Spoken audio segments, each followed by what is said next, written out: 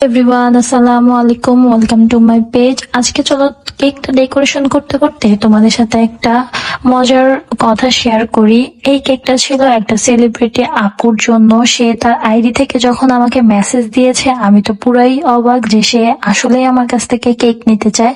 তো সে বলেছিল একটা হলুদ থিমের কেক করে দিতে, তাই আমি এখানে একটা হলুদ থিমের কেক করে দিচ্ছি। এই কেকটা ডেকোরেশন করতে আমার খুবই হাত কাঁপতেছিল, কারণ একটা সেলিব্রিটি আপু বলে কথা, তার কেক যদি মজা না হয় তাহলে আমার মান ইজ্জত তো সব যাবে।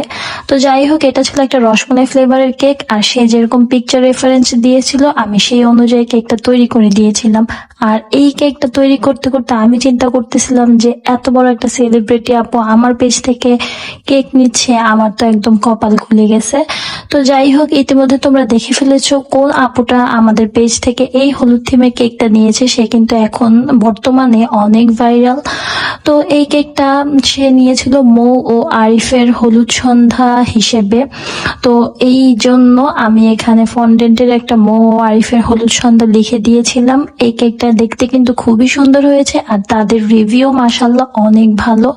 সো আজকে ভিডিওটা এই পর্যন্ত শেষ করছি, এবং আমার জীবনের প্রথম এক্সপিরিয়েন্স হলো এটা যে আমি একটা সেলিব্রিটি আপুকে আমার কেকটা খাওয়াতে পেরেছি।